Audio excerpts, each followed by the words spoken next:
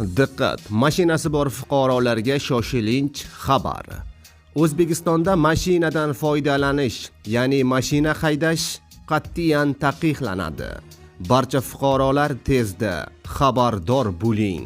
Assalomu alaykum, hurmatli tomoshabinlar. O'zbekiston va jahonda sodir bo'layotgan eng so'nggi va dolzarb xabarlarni o'tkazib yubormaslik uchun hoziroq like tugmachasini bosib qo'yishni unutmang. Diqqat, tezkor xabar. Mamlakatimizda bugun avtomobilsiz kun. 10-iyun respublika bo'ylab navbatdagi avtomobilsiz kun aksiyasi o'tkazilmoqda.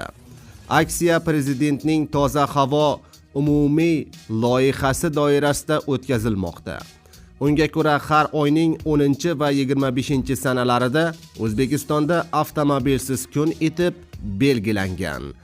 Aziz do'stlar, ushbu xabarni ishxona va yaqinlarning gruppalariga tezda tarqatib qo'ying. Shu bilan birga 2026-yil 1-avgustdan boshlab aholiga qo'shimcha qulaylik yaratish maqsadida Trade N dasturi doirasida eskirgan avtotransport vositalarini topshirishga jismoniy va yuridik shaxslarga yangi transport vositalarini xarid qilish uchun avtokredit foizining bir qismi qoplab berilish amaliyoti yo'lga qo'yiladi.